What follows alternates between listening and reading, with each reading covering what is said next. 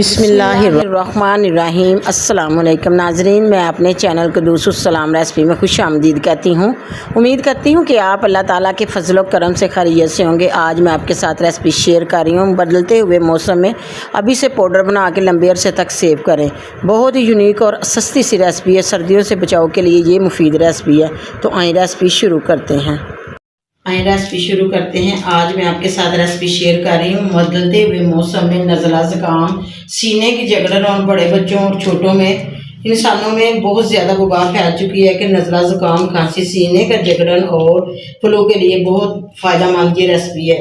थोड़े से ले लिए मैंने टुकड़े दालचीनी के, और इसमें ले लिए 12 से 15 छोटी इलायची, और साथ ही मैं डालूँगी 3 अदद बड़ी इलायची, और थोड़ी सी डालूँगी 1 टेबल स्पून काली मिर्च, और साथ ही मैं डालूँगी इसमें 2 टेबल स्पून सौंफ।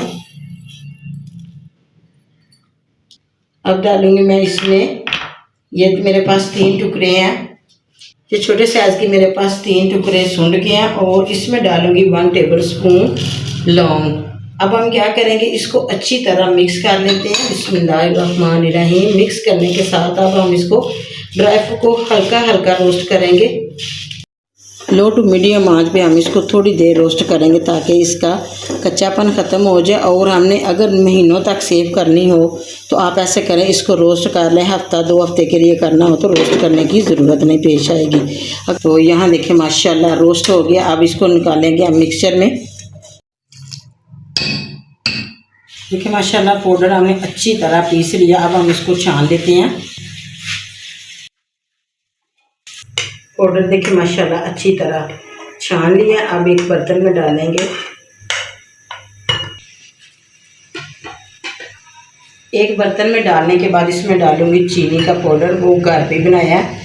इसको अच्छी तरह हम करेंगे मिक्स। ये देखें माशाल्लाह बच्चों के लिए बड़ों के लिए बेहद मुफीद ये रेसिपी है। बच्चों के नज़ला ज़ुकाम, जकड़न, सीने में जो होती है, गला बैठ जाता है और सीने में जो दर्द होती है, मौसम चेंज होती है, ये बीमारियां का खदशा होता है, उससे पहले बचाव के लिए आप ये रेसिपी बना के डब्बी में डाल के सेव कर लें। चाय बनाएं, जब आप चाय बना रहे हो तो बड़ों के लिए 1 चम्मच भर के इस तरह डालें, और छोटे बच्चों के लिए 1 कप में ½ टीस्पून डालें इस तरह, और मिक्स करके पिलाएं। देखें, यकीन करें आपको डॉक्टर के पास जाने की ज़रूरत नहीं पेश आएगी। अभी मैं आपको बनाने का तरीका बताती हूँ। तो इधर देखिए दूसरी साइड पे मैंने चाय पकने के लिए रख दिया था। जितनी आपको पत्ती पसंद है या कड़क चाय आप पीना पसंद करते हैं उस हिसाब से आप चाय बनाइए। देखिए माशाल्लाह चाय जब भी बनाए फेंट के बनाए। अब मैं डालूँगी इसमें, बड़े बच्चों के लिए बना रही हूँ, यानी कि बड़ों के लिए 1 चम्मच डाल दूँगी इसमें 1 कप में। इसको मिक्स करके फेंट कर लेते हैं।